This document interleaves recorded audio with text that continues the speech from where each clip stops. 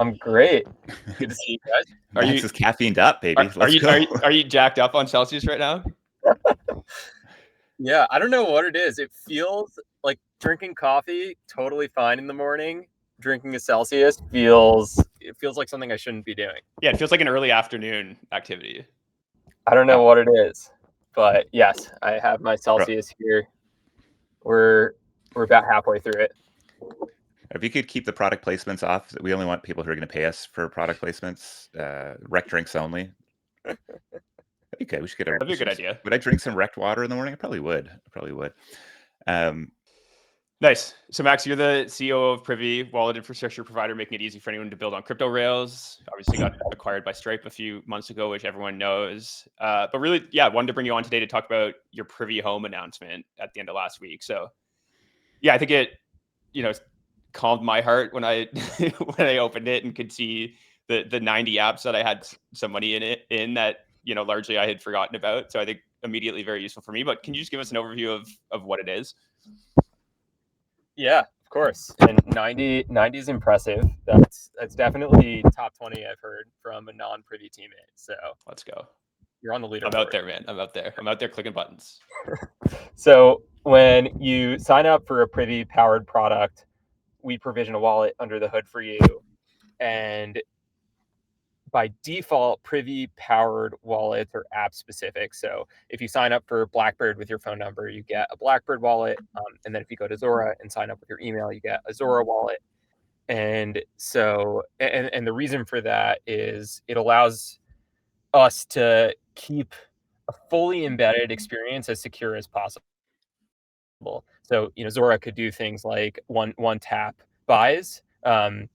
It's totally in the context of the Zora app. You're kind of trusting Zora to present, all the right product flows, keep your funds safe.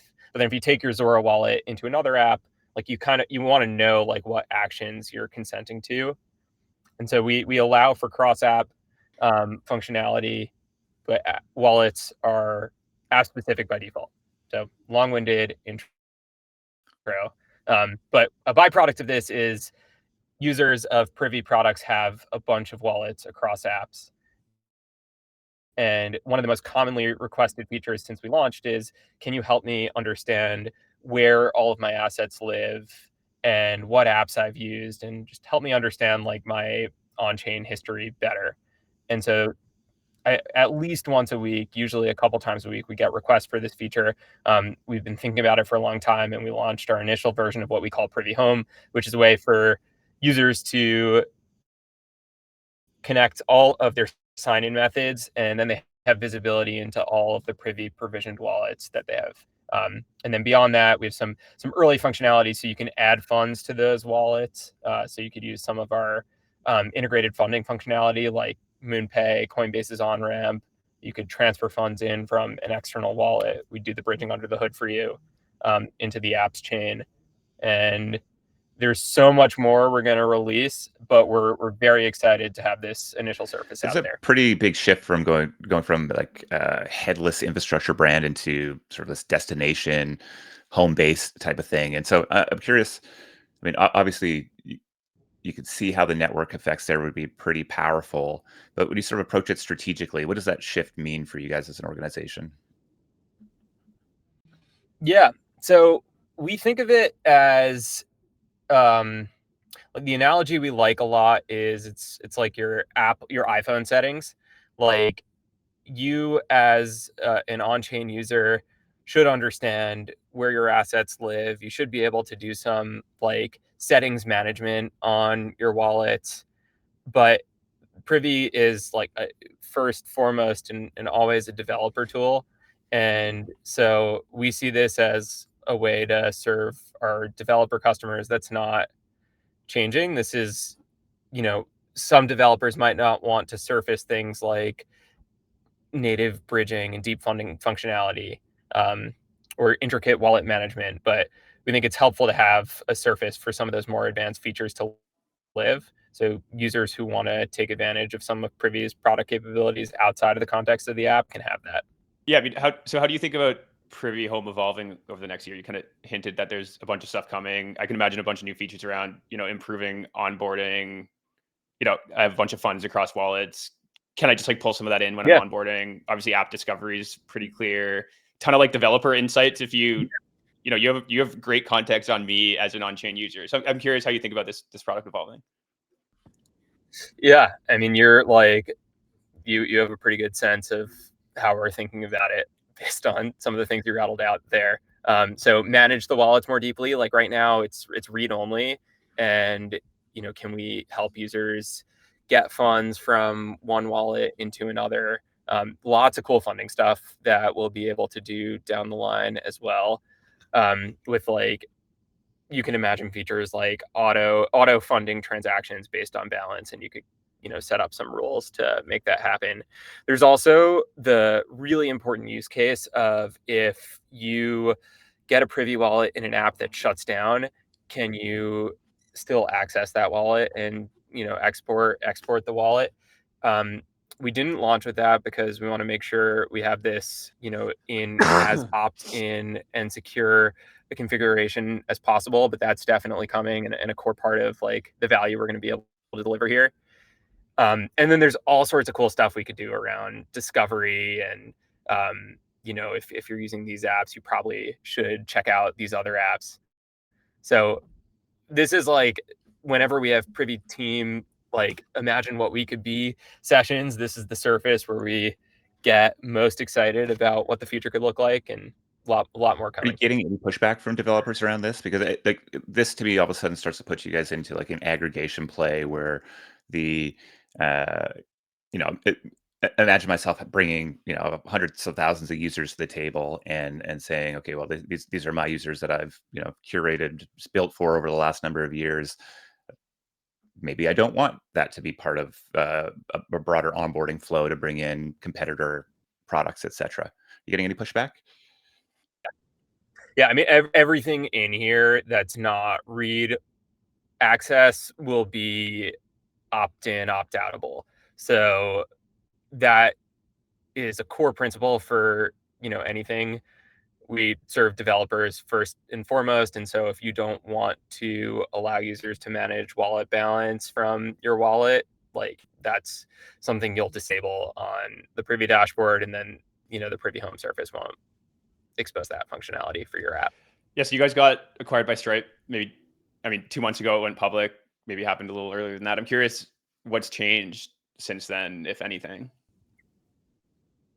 Yeah. So a core part of this deal, and one of the reasons we were so excited about it, was we are keeping Privy as its own team, product, brand. We're in the Privy office right now, and a core part of this is like be the best possible wallet infrastructure out there, serve the most demanding on-chain use cases, things like Hyperliquid, things like Pump Fund. These companies are using wallets in a much more demanding way than a lot of the emerging fintechs who are working with crypto right now. And a core priority is like continue serving those use cases as deeply as you can, because that's how you'll have the best offering in the market. And so that's the mandate. And in that context, like not much has changed. Like we're continuing to move our roadmap forward. We are continuing to operate as the Privy team. And there are some corporate functions that I'm no longer managing. So accounting, payroll, very happy to have that in much more capable hands than mine right now. But we've been executing like we have been, and I think there are some really awesome ways we'll be supercharged by being a part of Stripe, but we're the crypto native arm. Is one of those ways being the default wallet provider for their new L1? I have no idea. I love I have to ask those questions even though no, you're too smart to give me an answer. Okay, so I'm curious. We saw a timeline. I guess Vitalik hopped on Zora yesterday and kind of led to an interesting discussion that I felt like we maybe had 3, 4, 5 years ago, but is popping back up. He's talking about email authentication, the lack of ecosystem compatibility with your smart, via your smart wallets. I'm curious what you think about this, or does Vitalik still have a point, or are we past that? Yeah. So my understanding of Vitalik's point was that he wanted to be able to access his Zora account from his external wallet.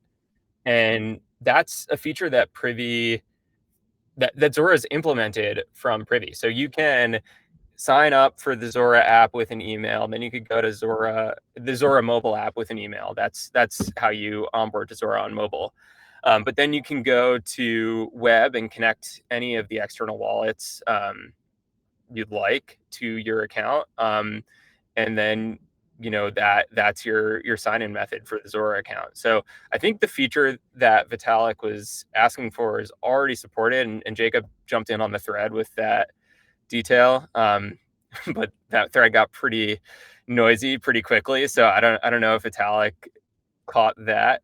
He also commented it on the the picture of Vitalik. He was like, "You should coin this picture," and it's like the one of Vitalik with like sunglasses. I mean, he standing in front should. It's of, an amazing picture. Yeah, he should be coining that. But the response to his complaint was buried in the thread, so I don't know if he picked up on it. But one, so cool that Vitalik's engaging with on-chain products in this way and is thinking about the massive trade-off space that we're in, as deeply as we're obsessing about it. We, like, at the Privy office, we're getting pretty excited that we were noticed in this way, and like wanted to get a little bit of a discourse with him on it. Maybe that'll come. So Max, you guys are always on the front lines of seeing kind of new emerging things. Is finding an embedded wallet provider is one of the first things these early projects often do. So I'm curious what you're kind of seeing on the fringes right now, and what's exciting you. Yeah. So social's back, it seems, and that makes me so excited. I have just irrational conviction that we will re-architect, and we've talked about this before, that we're going to re-architect like TikTok and Instagram on crypto rails. And so feel more strongly about that than I ever have. Super excited to see more experimentation there. Lots of trading innovation happening. Like, the most demanding Privy wallet use cases are happening around trading functionality, things like limit orders, recurring purchases, like lots of AI agents managing portfolios, lots of cool stuff happening there that's like just pushing our product in really exciting ways. Obviously, a ton of stuff happening around fintech, and fintechs exploring using crypto for dollar access, yield, cross-border payments. I don't think that's ever going to slow down at this point. And then I'm waiting to see this blow up, but like, everyone is talking about using crypto as an agent payment method, and like having the whole AI agent powered economy running on crypto rails. I haven't seen anything like that's really broken out yet, but I'm keeping my ear to the ground, and there are a bunch of great teams building around the space. I feel like we're like weeks, months away from something blowing up there. Yeah, I mean, I think the payments infrastructure piece of that is ready. The problem is that the agents aren't. Yeah. But we had Fubar on, who's building Circuit, maybe a couple of weeks ago, and it seems like kind of one of the most promising runs at this that we've seen yet. So I think they're launching soon. There's a ton of cool stuff happening. Shout out Banker. Also Banker. Yeah, Banker's great. It's pioneer. Yeah. We got our mushy team managing stables. There's interesting things out there. I wonder if we're ready as human beings for this yet. I'm pretty sure we're not. But also, I think it's a fascinating. Like, do we just speed run like the? I'm feeling completely stupid now. We're into the trough of disillusionment now. The Gartner hype cycle. Thank you, God. Okay. I mean, we're speed running the hype cycle now in AI and crypto. That it just gets compressed down into like a month period instead of a multi-year period. Yeah, I don't know. There's always a trough of disillusionment around the corner. So I'm bracing. 2023 was a dark year, and I'm always mentally prepared to have another one of those. And yeah, we have week long hype cycles and troughs of disillusionment, and Yeah. As long as we move through it fast, I just I'm worried that the peak and that we come to the trough faster, and then maybe we're a little bit slower in coming back out into the slope of enlightenment here. Yeah. What kind of apps do you guys want to see in the world? Oof. That's a can of worms I don't think we can get into because we need to let you go and bring our next guest up.